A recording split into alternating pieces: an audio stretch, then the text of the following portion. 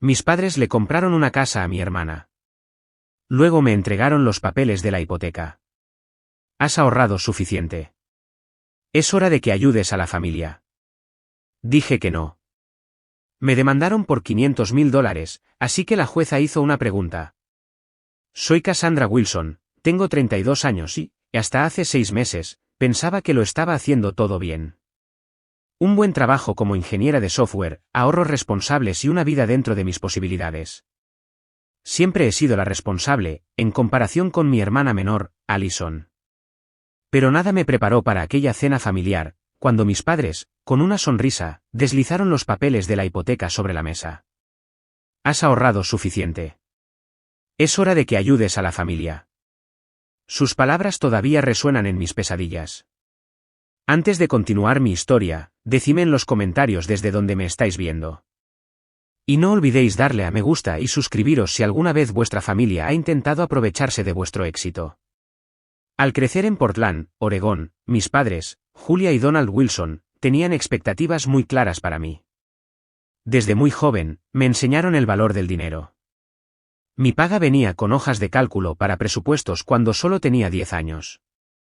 Si quería ropa nueva o ir al cine con amigos, tenía que ahorrar para conseguirlo. Los trabajos de verano empezaron a mis 15 años, primero en la biblioteca local, donde ordenaba libros, y después en una heladería, durante mis 2 últimos años de instituto. Mis padres estaban orgullosos de mi ética de trabajo, pero también eran implacables al respecto. El dinero no crece en los árboles, Cassie, solía decir mi padre al menos una vez a la semana, mientras revisaba conmigo los extractos de mi cuenta de ahorros en la mesa de la cocina. Insistieron en que solicitara todas las becas posibles. Y gracias a su insistencia y a mi propia determinación, logré conseguir suficientes becas para cubrir alrededor del 70% de mi matrícula en la Universidad de Washington. Para el 30% restante, tuve 2 trabajos a tiempo parcial durante la universidad, por las mañanas en una cafetería del campus y por las tardes en el laboratorio de informática. Vivía en la residencia más barata, comía principalmente fideos instantáneos y la comida del plan de la universidad, y me gradué con préstamos estudiantiles mínimos que pagué en los 3 años siguientes a empezar a trabajar. La experiencia de mi hermana Allison fue radicalmente diferente. 3 años menor que yo, parecía vivir en un universo alternativo con los mismos padres. Cuando Allison quería ropa nueva, nuestra madre la llevaba de compras. Cuando Allison necesitaba dinero para un viaje escolar, nuestro padre extendía un cheque sin dudarlo. La paga de Allison no tenía condiciones, ni lecciones de presupuesto, solo dinero en efectivo para gastar como quisiera. Tu hermana es más sensible que tú, explicaba mi madre cuando yo señalaba la disparidad. No todo el mundo puede ser tan responsable por naturaleza como tú, Cassie.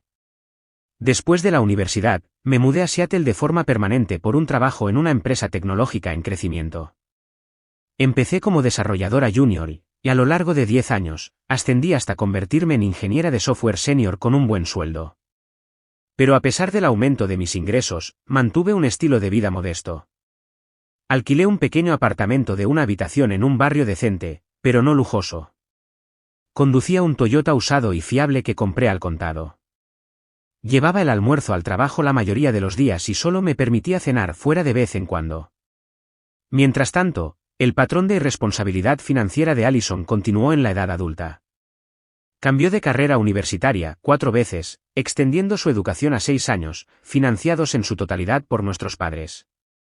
Después de graduarse, saltó de un trabajo a otro, sin permanecer nunca más de 8 meses en ningún puesto. Renunciaba porque el trabajo era poco gratificante, o porque tenía un desacuerdo con su jefe, o porque quería encontrarse a sí misma viajando durante 3 meses entre un empleo y otro. Nuestros padres la apoyaban. Le pagaban el alquiler cuando no le llegaba el dinero. Le cubrían el pago del coche cuando decidía que el trabajo era demasiado estresante. Incluso le pagaron una deuda de tarjeta de crédito de $15.000 que acumuló comprando ropa de diseño y haciendo viajes de fin de semana a Las Vegas con amigos. Allison todavía está intentando aclararse, decía mi padre cuando yo expresaba mi preocupación. No todo el mundo conoce su camino tan claramente como tú. Quería a mi hermana, pero el doble rasero era frustrante. Cuando estábamos juntas en reuniones familiares, veía que no tenía ningún concepto de la responsabilidad financiera. Aparecía con ropa nueva, con etiquetas de boutiques caras, hablando de los sitios de brunch que había probado o de las entradas de conciertos que había comprado, todo mientras trabajaba a tiempo parcial en una boutique que apenas le cubría la gasolina. A pesar de la desigualdad, construí mi propia vida. Trabajé duro, conseguí ascensos y poco a poco, fui acumulando ahorros. Después de años de una cuidadosa planificación, finalmente alcancé mi meta, dinero suficiente para la entrada de un modesto apartamento en Seattle. No era nada lujoso, pero sería mío, y la cuota de la hipoteca sería menor que mi alquiler actual. Estaba emocionada y orgullosa de este logro, por el que había trabajado durante tanto tiempo. Cuando recibí una invitación para ir a cenar a casa de mis padres un domingo de abril, pensé que tal vez querían celebrar mis planes de comprar una casa. Lo había mencionado brevemente en nuestra última llamada telefónica, y aunque no parecían particularmente entusiasmados, pensé que quizás querían sorprenderme con su apoyo. Qué equivocada estaba. Llegué a la casa de mis padres, en un suburbio de Portland, exactamente a las 6. El olor familiar de la lasaña de mi madre llenaba el aire, mi plato favorito de la infancia. La mesa estaba puesta con la vajilla buena, la que se reservaba para Acción de Gracias y Navidad, y una botella de vino ya estaba abierta, respirando en la encimera. Cassie, puntual como siempre, dijo mi madre, Julia, abrazándome con fuerza. Se la veía bien, con una blusa que no le había visto antes y el pelo recién teñido para ocultar las canas. Mi padre, Donald, entró desde el salón, mirando su reloj antes de saludarme con un rápido abrazo. ¿No había mucho tráfico?, preguntó, sirviéndome una copa de vino sin esperar mi respuesta. No, el viaje desde Seattle fue tranquilo, respondí, notando cómo mis padres intercambiaban una rápida mirada. Algo no iba bien, pero no sabía qué era. ¿Dónde está Allison?, pregunté, al darme cuenta de que la mesa estaba puesta solo para 3. Oh, no ha podido venir esta noche, dijo mi madre rápidamente. Está en San Diego con unos amigos. Un viaje de última hora, ya sabes lo espontánea que es tu hermana. Nos sentamos a cenar y, al principio, mis padres mantuvieron la conversación ligera. Me preguntaron por mi trabajo, por el tiempo en Seattle, por el libro que mencioné que estaba leyendo en nuestra última llamada, pero parecían distraídos. Mi padre miraba su reloj repetidamente y mi madre rellenaba mi copa de vino antes de que estuviera siquiera medio vacía. Después de terminar el plato principal, en lugar de traer el postre, mi madre retiró los platos y luego volvió a su asiento. Mi padre se aclaró la garganta, enderezó la postura y juntó las manos sobre la mesa. Cassie, tenemos una noticia emocionante, empezó, con una voz extrañamente formal. Hemos ayudado a Allison a comprar una casa. Oh, dije, genuinamente sorprendida. Es una gran noticia. No sabía que Allison estuviera buscando comprar ni que hubiera ahorrado lo suficiente para la entrada. Mi madre se rió, con una alegría un poco forzada. Bueno, ya conoces a tu hermana. Cuando se enamora de algo, va a por ello. Encontró este lugar absolutamente perfecto en el barrio de West Hills. 3 habitaciones, una vista preciosa, y a poca distancia de todas esas tiendas tan monas. Casi me atraganto con el vino. West Hills era uno de los barrios más caros de Portland. Eso suena caro, conseguí decir. Es una inversión en su futuro, afirmó mi padre con firmeza. El mercado inmobiliario no para de subir, y es un buen barrio. Los colegios son excelentes. ¿Colegios?, pregunté. ¿Allison planea tener hijos pronto? ¿Está saliendo con alguien en serio? Lo último que supe es que mi hermana todavía disfrutaba mucho de su vida de soltera, sin planes de sentar la cabeza o formar una familia. Mis padres intercambiaron otra mirada, y mi madre cogió una carpeta que había estado en el aparador. La deslizó sobre la mesa hacia mí. La cuestión, Cassie, continuó mi padre, es que sacamos la hipoteca a nuestro nombre. Como el crédito de Allison no es, bueno, ya sabes cómo es. Pero nos hemos dado cuenta de que, con la jubilación a la vuelta de la esquina en unos años, no podemos permitirnos los pagos. Los miré fijamente, sin tocar la carpeta. ¿Entonces, vais a vender la casa? ¿O Allison va a hacer los pagos? Mi madre me acercó la carpeta un poco más. Necesitamos que tú te hagas cargo de los pagos, cariño. La habitación pareció inclinarse ligeramente. Abrí la carpeta y encontré los papeles de una hipoteca para una casa de $800,000, con una hipoteca de 750.000. El pago mensual era de más de $4.000. Esto es una broma, ¿verdad? Levanté la vista hacia sus rostros serios. No podéis hablar en serio. ¿Queréis que pague la casa de Allison? Una casa que cuesta casi $1 millón. Tienes un buen trabajo, Cassie, dijo mi padre, con un tono más duro. Siempre se te ha dado bien el dinero. Tienes más que suficiente ahorrado. ¿Más que suficiente? Llevo años ahorrando para comprar mi propio sitio. Un apartamento modesto que puedo permitirme, no una mansión en West Hills. La familia ayuda a la familia, dijo mi madre, tratando de coger mi mano sobre la mesa. La retiré. Allison necesita estabilidad para encarrilar su vida. Ya sabes lo mucho que le cuesta. ¿Dónde está Allison? De verdad, exigí. ¿Siquiera sabe que me estáis pidiendo esto? Está de verdad en San Diego, dijo mi padre. Y sí, sabe que estamos hablando contigo para que ayudes con la casa. Entonces, ¿está de vacaciones mientras me pedís que pague su casa de lujo? No podía creer lo que estaba oyendo. ¿Por qué no está aquí para esta conversación? Estaba nerviosa por cómo reaccionarías, admitió mi madre. Sabe que siempre has sido muy crítica con sus decisiones. Me quedé sentada en un silencio aturdido por un momento, intentando procesar lo que estaba sucediendo. Mis padres le habían comprado a mi irresponsable hermana una casa que no podían permitirse y ahora esperaban que yo pagara la cuenta, porque yo había sido responsable con mi dinero. No, dije finalmente, con la voz firme a pesar del temblor que sentía por dentro. Absolutamente no. No pagaré la casa de Allison. Cassandra Mary Wilson, dijo mi padre, usando mi nombre completo como hacía cuando me metía en problemas de niña, tienes más dinero del que necesitas. Tu hermana merece un lugar agradable para vivir, igual que tú. He trabajado por cada dólar que tengo, le respondí bruscamente.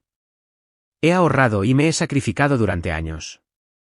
Allison nunca ha mantenido un trabajo por más de 8 meses. Nunca ha ahorrado un céntimo en su vida. Eso no es justo, protestó mi madre. Tu hermana tiene otras virtudes. No a todo el mundo se le da bien el dinero como a ti. Ser buena con el dinero no es un talento innato, mamá. Se trata de tomar decisiones responsables día tras día, año tras año. Algo que nunca le habéis exigido a Allison. La conversación degeneró a partir de ahí. La voz de mi padre se hizo más fuerte mientras me sermoneaba sobre la obligación familiar. Mi madre se puso a llorar, diciendo que siempre había estado celosa del vínculo especial que ella compartía con Allison. Sacaron a relucir cada favor que me habían hecho, olvidando convenientemente los años de autosuficiencia que yo había mantenido mientras ellos financiaban cada capricho de mi hermana. Si no ayudas a tu hermana, amenazó finalmente mi padre, no eres la hija que criamos. Me levanté de la mesa, temblando de ira e incredulidad. Quizá no lo sea. Quizá soy mejor que eso. Me fui sin postre, con los papeles de la hipoteca todavía intactos sobre la mesa. Durante 3 días después de la desastrosa cena, ignoré todas las llamadas y mensajes de mis padres. Hubo muchos, cada uno más cargado de culpa que el anterior. Tu hermana está desolada. Te criamos para que te preocuparas por la familia. Después de todo lo que hemos hecho por ti. Me volqué en el trabajo, intentando procesar lo que había pasado. ¿Acaso mis padres siempre me habían visto como un simple recurso financiero para mi hermana? ¿Habían estado planeando esto todo el tiempo, fomentando mis hábitos responsables para poder recurrir a mis ahorros? Al cuarto día, llamaron a la puerta de mi apartamento. Miré por la mirilla y vi a Allison de pie, con los ojos hinchados como si hubiera estado llorando. En contra de mi buen juicio, la dejé entrar. Cassie, por favor, empezó en cuanto la puerta se cerró tras ella. Tienes que ayudarme. Me encanta esta casa, y no tenía ni idea de que mamá y papá te iban a pedir que lo pagaras todo. Pensé que solo te iban a pedir que ayudaras un poco. Miró mi pequeño apartamento con un desdén apenas disimulado. Tampoco es que estés usando tu dinero para mucho. Vives como si todavía estuvieras en la universidad. Vivo dentro de mis posibilidades, la corregí. Y he estado ahorrando para comprar mi propio sitio. Pero podrías ayudarme y aún así hacer eso, insistió Allison. Ganas muchísimo dinero en tu elegante trabajo de tecnología. Algo en su forma de expresarse me llamó la atención. Espera un momento. Has dicho que no tenías ni idea de que me iban a pedir que lo pagara todo. Entonces, ¿sabías que me iban a pedir dinero? La cara de Allison se sonrojó. Bueno, quiero decir, lo hablamos un poco. Estabas metida en esto desde el principio, me di cuenta en voz alta. Sabías que me iban a pedir que pagara tu casa. No toda la hipoteca, protestó Allison, solo, ya sabes, ayudar hasta que me estabilice. Encuentre un trabajo mejor. Llevas 10 años estabilizándote, Allison. ¿Cuándo vas a ponerte de pie de verdad? Nuestra discusión se intensificó hasta que Allison se fue furiosa, dando un portazo tan fuerte que mi vecino asomó la cabeza para ver si todo estaba bien.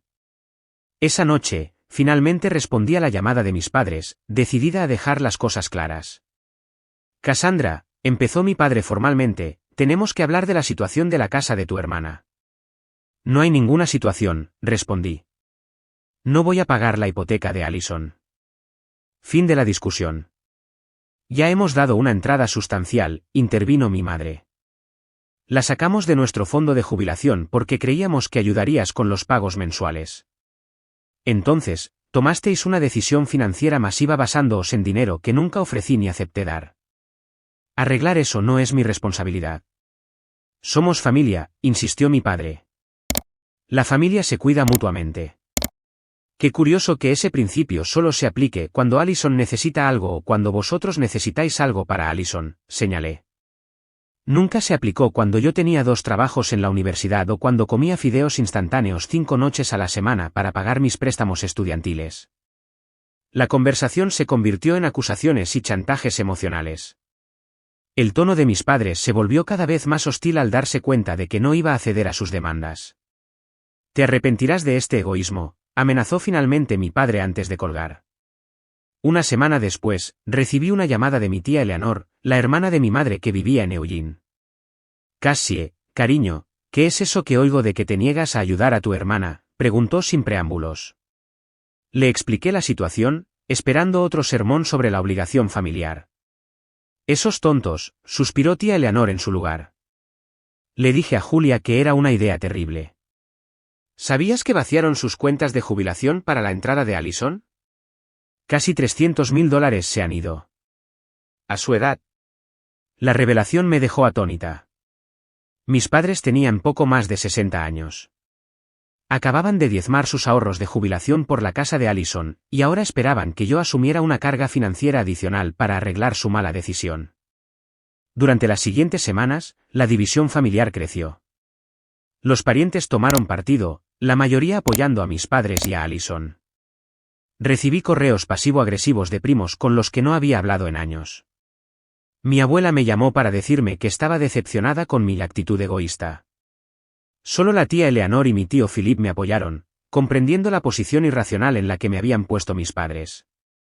Preocupada por la escalada de la situación, programé una reunión con una asesora financiera llamada Gabriela Martínez. Escuchó mi historia con creciente alarma. Necesitas protegerte legalmente, me aconsejó Gabriela.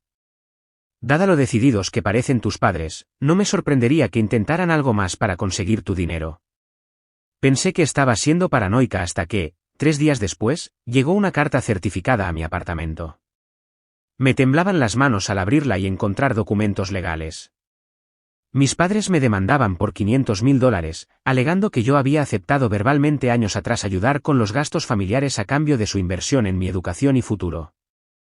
Afirmaban que todo mi éxito financiero dependía de su apoyo y, por lo tanto, les debía una compensación ahora que ellos la necesitaban.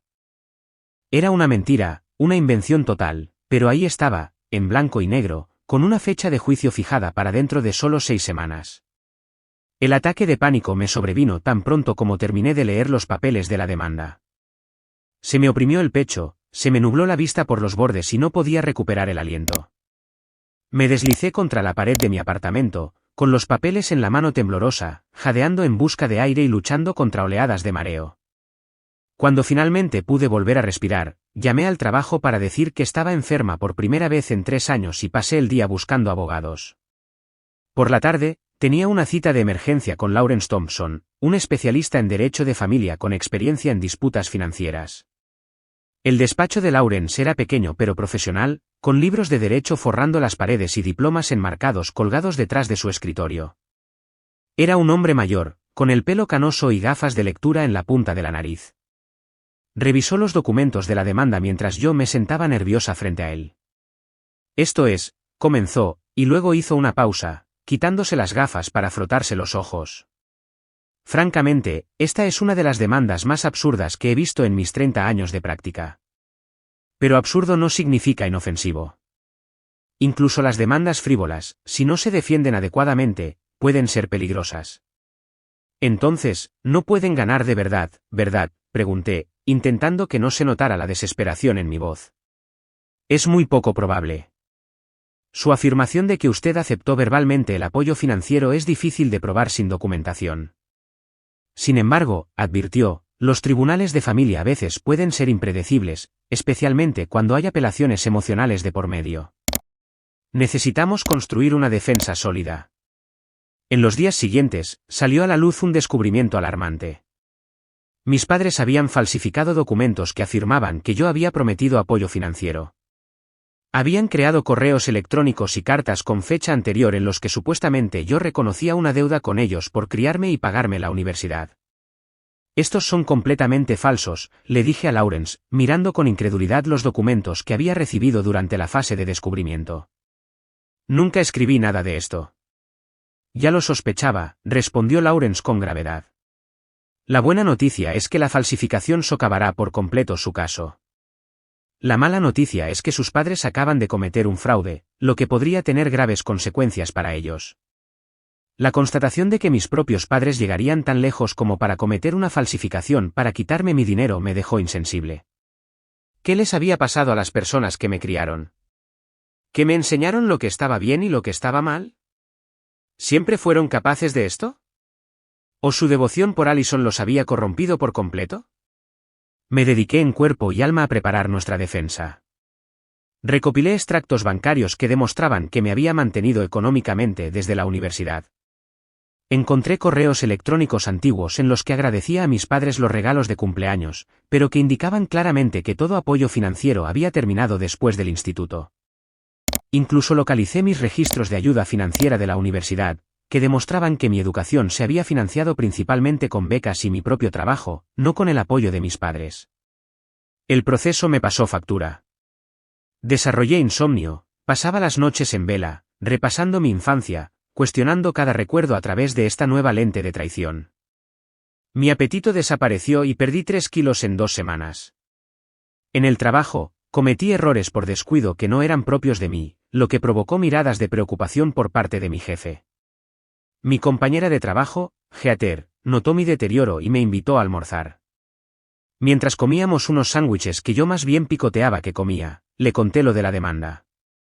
Mis padres hicieron algo parecido, reveló Heather, sorprendiéndome. No una demanda, pero vaciaron mi fondo para la universidad para pagar las deudas de juego de mi hermano. Sé lo que se siente al ser la responsable que es castigada por ello. Su comprensión fue un salvavidas en un mar de juicios. La mayoría de la gente a la que le contaba la situación me preguntaba inmediatamente qué podría haber hecho yo para causar tal ruptura, como si el hecho de que unos padres demandaran a su hija tuviera que ser culpa de la hija.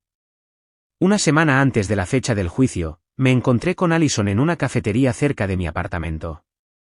Ni siquiera sabía que estaba en Seattle. Llevaba unas botas nuevas y caras, y un bolso de diseño que probablemente costaba más que mi alquiler mensual. ¿Estás contenta ahora?, exigió, lo suficientemente alto como para que otros clientes se giraran a mirar. Estás destrozando a nuestra familia con tu egoísmo. ¿Yo soy egoísta? Mantuve la voz baja a pesar de mi ira. Tú vives en una casa que nuestros padres no pueden permitirse mientras ellos me demandan por el dinero que yo he ganado. ¿Cómo, exactamente, soy yo la egoísta aquí? Lo han dado todo por mí, y tú no quieres ayudar en nada, replicó Allison. ¿Sabes que papá está hablando de volver a trabajar para pagar la hipoteca? Van a perder la casa que me compraron.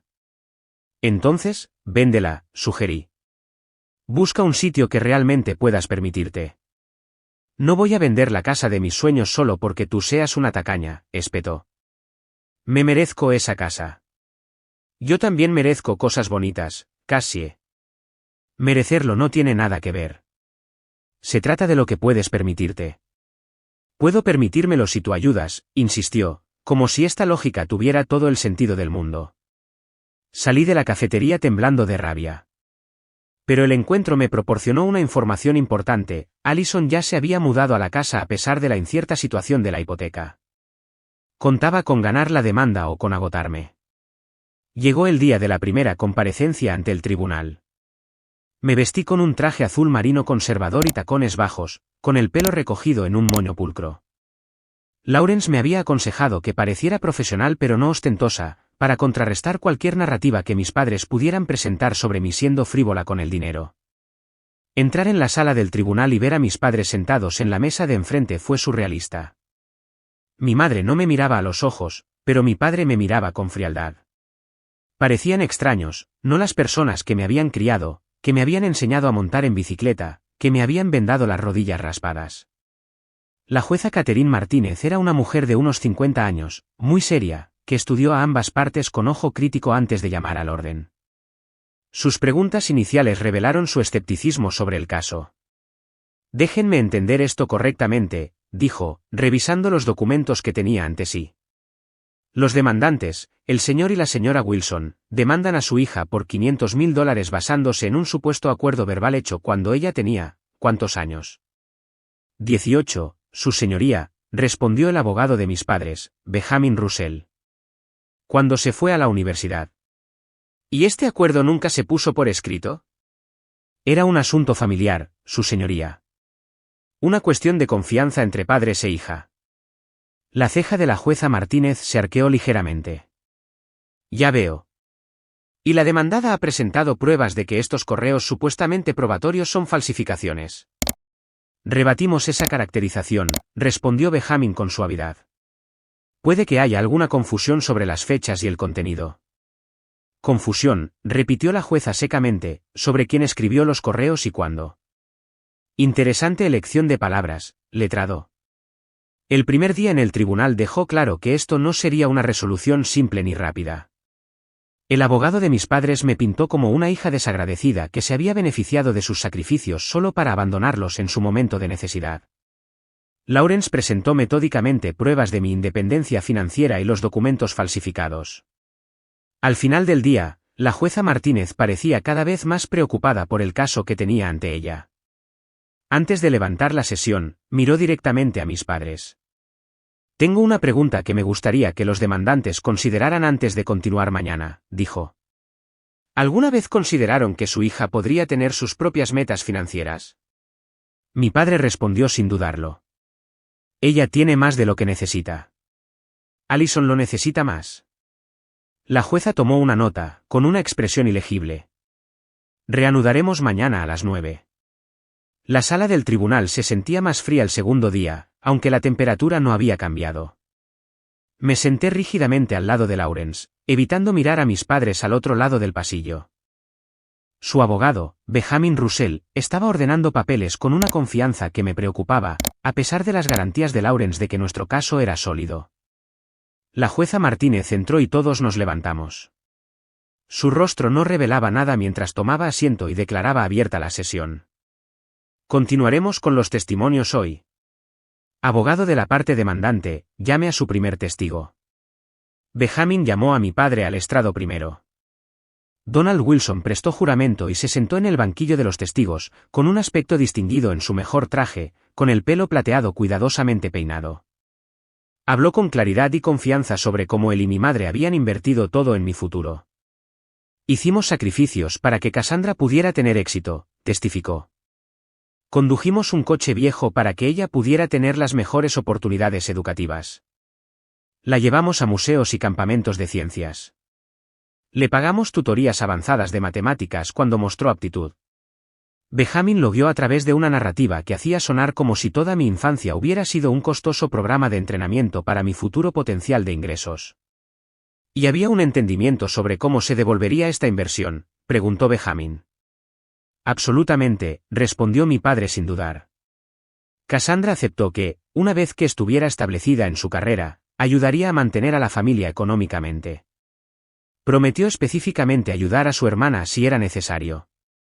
Era una invención total, pero dicha con tal convicción que vi a un miembro del jurado asentir. Cuando Lawrence contrainterrogó a mi padre, empezó con suavidad. Señor Wilson, ¿pagó usted la matrícula universitaria de su hija? Contribuimos, se cubrió mi padre. Lawrence presentó mis cartas de becas y documentos de ayuda financiera. Estos registros muestran que el 90% de la educación de Cassandra fue financiada a través de becas y sus propios trabajos de estudio y empleo. Su contribución ascendió a aproximadamente $5,000 en 4 años. ¿Es eso correcto? Mi padre se movió incómodo. La cantidad en dólares no refleja el apoyo emocional que proporcionamos. Le pregunto por la contribución financiera, señor, insistió Lawrence. $5,000 en total. ¿Sí o no? Aproximadamente. Sí, admitió mi padre a regañadientes. Lawrence luego presentó mis registros bancarios que mostraban cómo me había mantenido desde la graduación, pruebas de mis préstamos estudiantiles que pagué yo misma, y documentación del modesto estilo de vida que mantuve a pesar de mis crecientes ingresos. ¿Caracterizaría a su hija como financieramente irresponsable, señor Wilson?, preguntó Lawrence. No, concedió mi padre. A Cassie siempre se le ha dado bien el dinero. Y aún así cree que le debe $500,000. Porque la familia cuida de la familia, insistió mi padre, alzando la voz. Tiene los medios para ayudar a su hermana y se niega por puro rencor. Mi madre testificó a continuación, y su testimonio fue más emocional que fáctico. Lloró varias veces, hablando de lo preocupada que estaba por el futuro de Allison y lo herida que se sentía por mi abandono de la familia. Habló de la naturaleza sensible y el espíritu creativo de mi hermana, que le dificultaban asuntos prácticos como un empleo estable. Allison necesita estabilidad para florecer, insistió. Esta casa es su oportunidad para encontrar finalmente su equilibrio. Durante el contrainterrogatorio, Lawrence fue respetuoso pero persistente. Señora Wilson, ¿cuántas veces ha mantenido Allison un trabajo por más de un año? Mi madre dudó. Ha tenido dificultades con el empleo. Entonces, la respuesta es nunca, ¿correcto? Ni una sola vez en los 12 años desde que se graduó del instituto. Diferentes personas tienen diferentes caminos, respondió mi madre a la defensiva. Ciertamente, asintió Lawrence. ¿Y diría usted que ha apoyado a Allison financieramente durante toda su vida adulta? La hemos ayudado cuando ha sido necesario. Según estos registros bancarios, dijo Lawrence, presentando pruebas, usted y su esposo le han proporcionado a Allison aproximadamente $375,000 en apoyo financiero directo desde que cumplió 18 años. ¿Es eso exacto? Hubo murmullos en la sala ante la cifra. Mi madre se miró las manos. ¿Suena correcto? Y durante ese mismo periodo, ¿cuánto apoyo financiero le proporcionaron a Cassandra? Cassie no necesitaba nuestra ayuda, respondió mi madre, como si eso fuera un fallo por mi parte. Entonces, la respuesta es $0, ¿correcto? Sí, admitió en voz baja. Cuando fue mi turno de testificar, estaba nerviosa pero decidida a decir mi verdad. Expliqué cómo me había pagado la universidad, cómo había construido mi carrera con un esfuerzo constante y cómo había ahorrado cuidadosamente durante años para mi objetivo de ser propietaria de una vivienda. ¿Alguna vez prometió a sus padres un reembolso por haberla criado?, preguntó Lawrence. No, dije con firmeza. Siempre he estado agradecida por las oportunidades que me brindaron, pero nunca hubo un acuerdo de que los apoyaría financieramente a ellos o a mi hermana en la edad adulta. ¿Y qué hay de estos correos electrónicos que presentaron como prueba? Lawrence me entregó las impresiones de las falsificaciones. Las examiné cuidadosamente. Estos son falsos. Nunca escribí esto. Se pueden ver las inconsistencias en cómo se escribe mi nombre en la firma. Y la dirección de correo electrónico que se muestra aquí ni siquiera era mi dirección de correo en las fechas que se alegan. El contrainterrogatorio de Benjamin fue agresivo, diseñado para provocar una respuesta emocional. ¿No es cierto que siempre ha sentido resentimiento hacia su hermana?, exigió. No, respondí con calma. Quiero a Allison, pero no creo que permitir su irresponsabilidad financiera sea bueno para ella ni para nuestra familia. Entonces, ¿admite que está juzgando las elecciones de estilo de vida de su hermana? Estoy haciendo observaciones basadas en un patrón de comportamiento durante muchos años, corregí. Benjamin cambió de táctica. Sus padres le dieron la vida, la criaron, la vistieron, la alimentaron. ¿Cree que no les debe nada a cambio? Creo que les debo respeto, amor y gratitud, respondí. No creo que les deba $500.000 para comprarle a mi hermana una casa de lujo que no puede permitirse. El momento más revelador llegó cuando Benjamin llamó a un testigo sorpresa, la propia Allison. Entró en la sala con un vestido conservador, su habitual estilo llamativo atenuado para la ocasión. Testificó entre lágrimas sobre lo mucho que la casa significaba para ella y cómo mi negativa a ayudar estaba destruyendo a nuestra familia.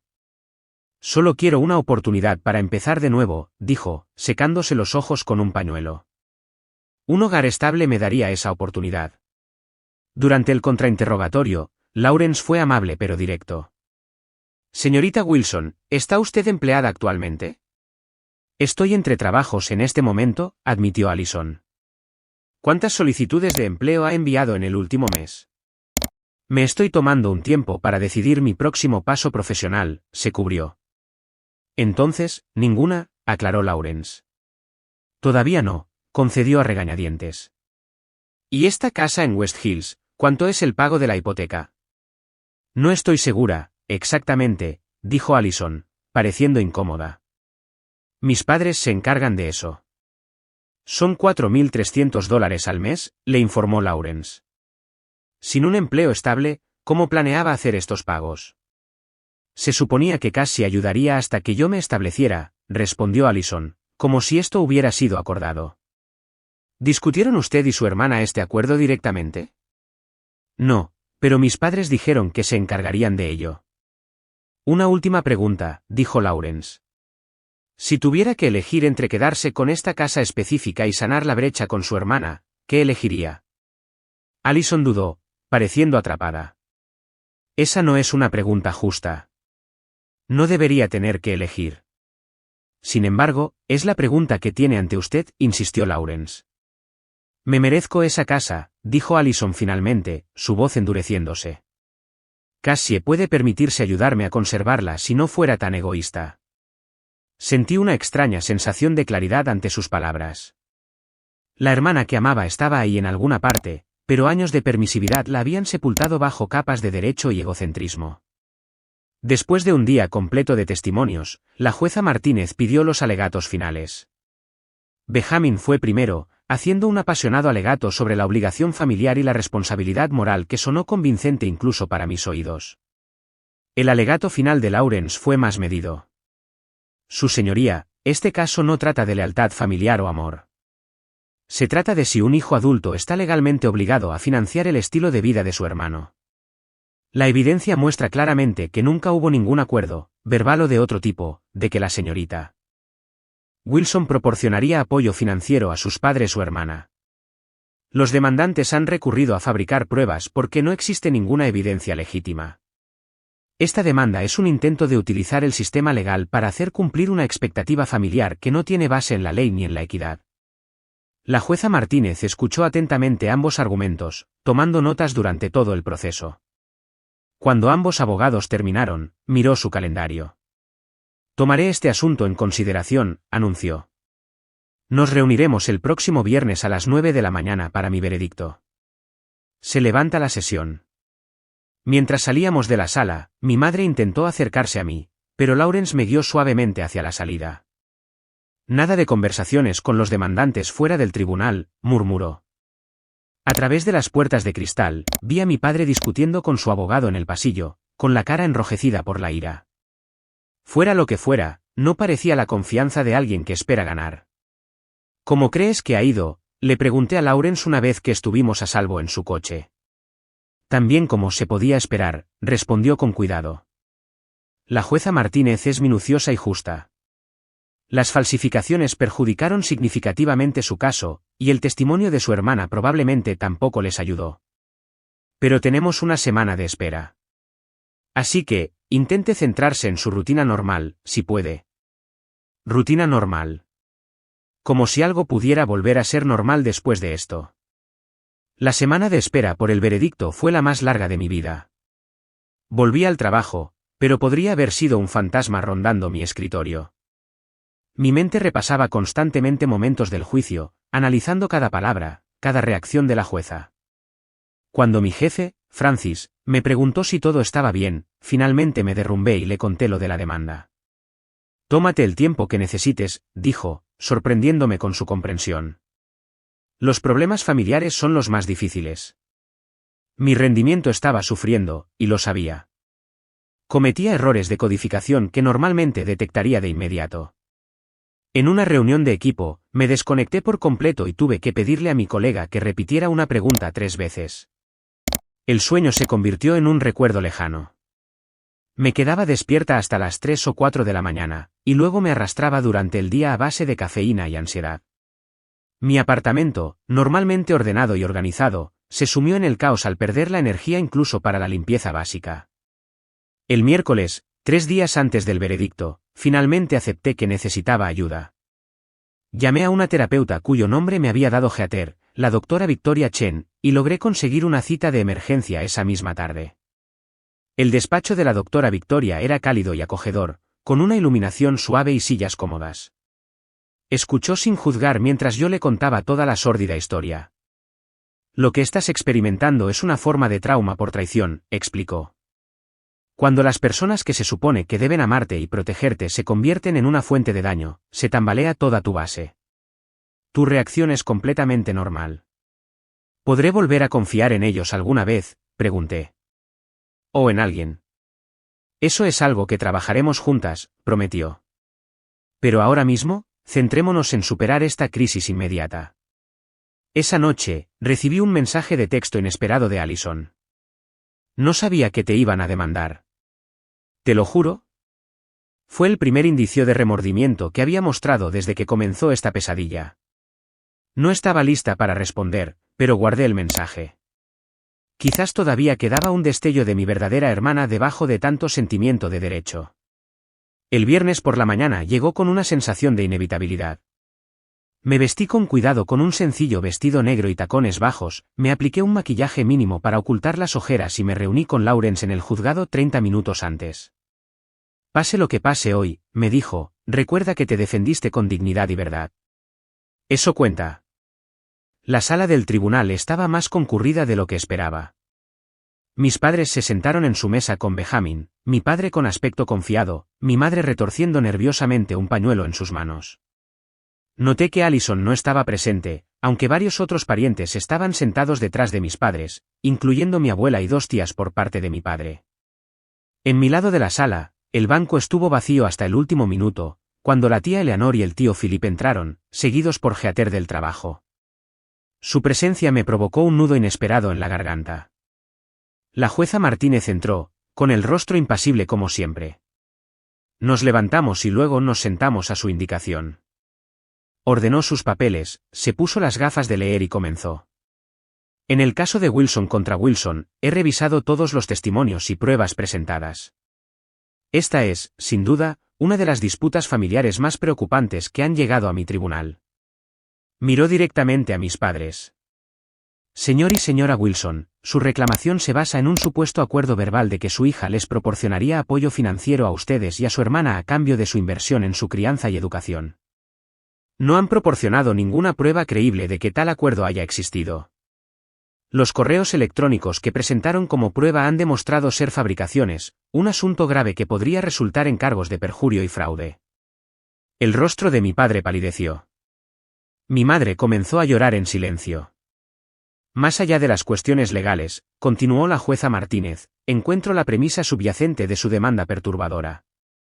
La paternidad no es una inversión financiera con rendimientos monetarios esperados. Los hijos no deben a sus padres un reembolso por hacer lo que los padres están moral y legalmente obligados a hacer, proveer las necesidades básicas de sus hijos. Se giró hacia mí.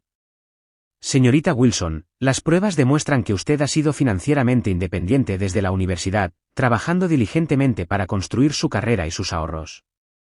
No tiene ninguna obligación legal de financiar la compra de una casa para su hermana, independientemente de las expectativas familiares. Mirando de nuevo a mis padres, emitió su veredicto. Esta demanda se desestima con perjuicio.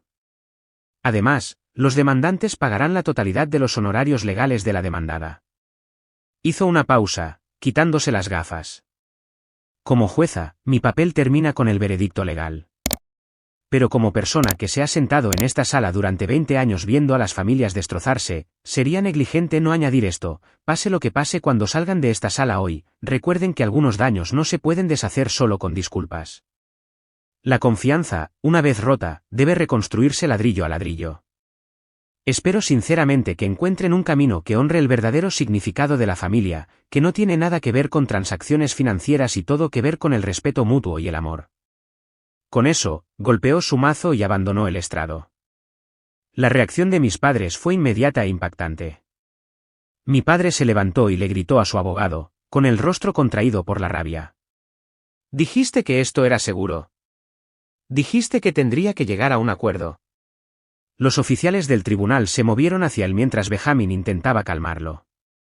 Mi madre se derrumbó en lágrimas mientras los parientes se reunían a su alrededor, lanzándome miradas acusadoras.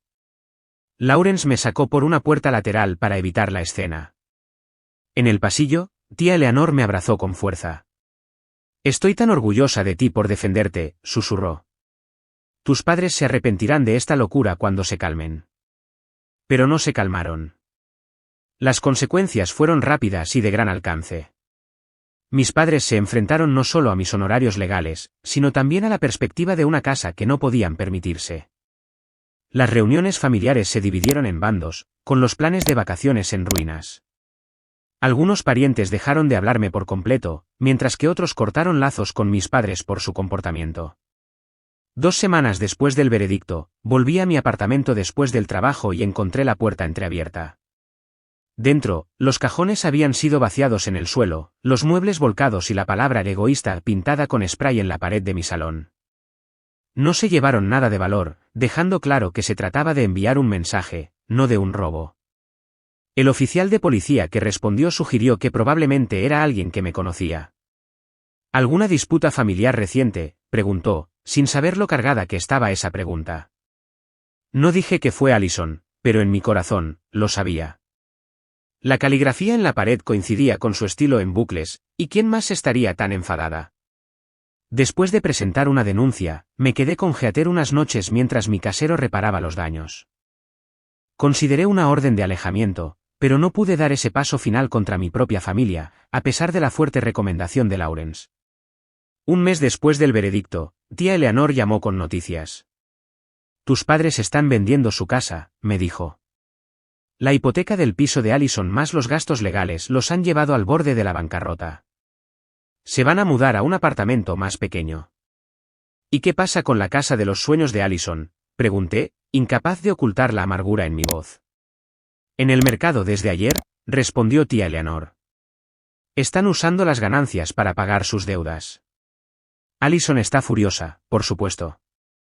Se está quedando con tu prima Patricia por ahora.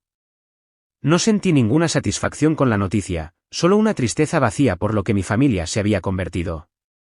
La casa que nos había destrozado pronto pertenecería a extraños, mientras que el daño real permanecía. Pasaron 6 meses. El verano de Seattle se desvaneció en un otoño lluvioso, y me instalé en un nuevo ritmo de vida.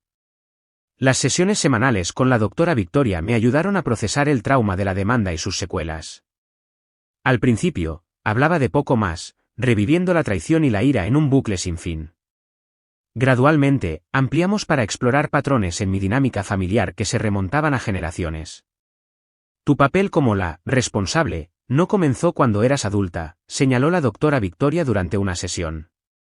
Por lo que has descrito, fuiste parentalizada desde una edad temprana, asumiendo niveles de responsabilidad de adulto mientras que Allison fue perpetuamente infantilizada.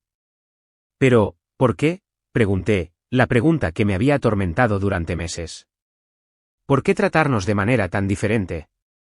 A veces los padres proyectan sus propios problemas no resueltos en sus hijos, explicó.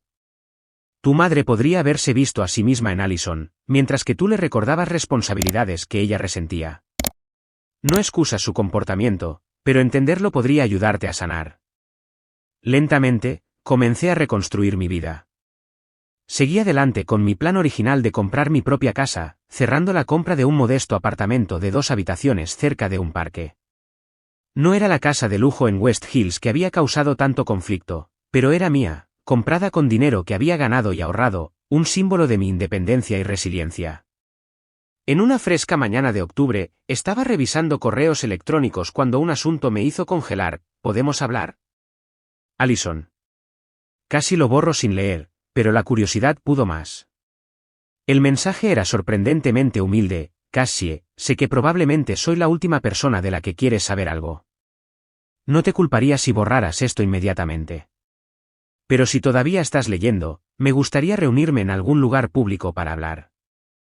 Sin exigencias, sin dramas, lo prometo. Solo hablar. Avísame si estás dispuesta. Allison.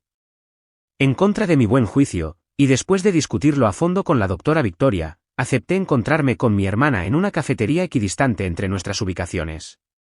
Llegué temprano, elegí una mesa con una vista clara de la entrada y la salida, y pedí un café con leche que estaba demasiado nerviosa para beber.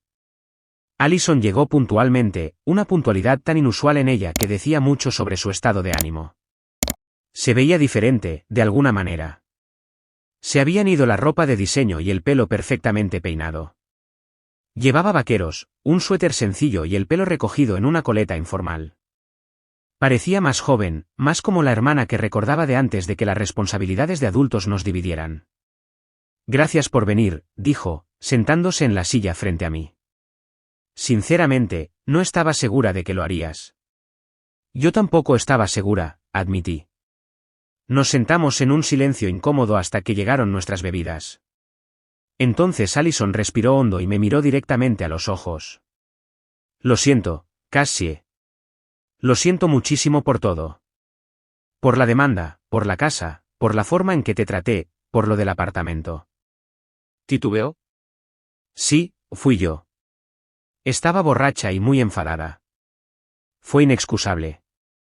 ¿Por qué me dices esto ahora?, pregunté, con la guardia todavía alta a pesar de su aparente sinceridad. Porque finalmente estoy buscando ayuda, respondió. He estado viendo a un asesor financiero durante 3 meses, y a un terapeuta. Después de que todo se vino abajo con la casa, tuve que mudarme con Patricia, y ella me dio un ultimátum: buscar ayuda profesional o encontrar otro lugar donde vivir. Entonces, ¿te disculpas porque Patricia te obligó? No, Allison negó con la cabeza con vehemencia. Me disculpo porque veo las cosas con claridad por primera vez en años. Mi asesora, Hannah, me hizo rastrear cada dólar que he gastado en los últimos 5 años. ¿Sabes cuánto me dieron mamá y papá durante ese tiempo? Más de $200,000. Y no tengo nada que mostrar. ¿Nada?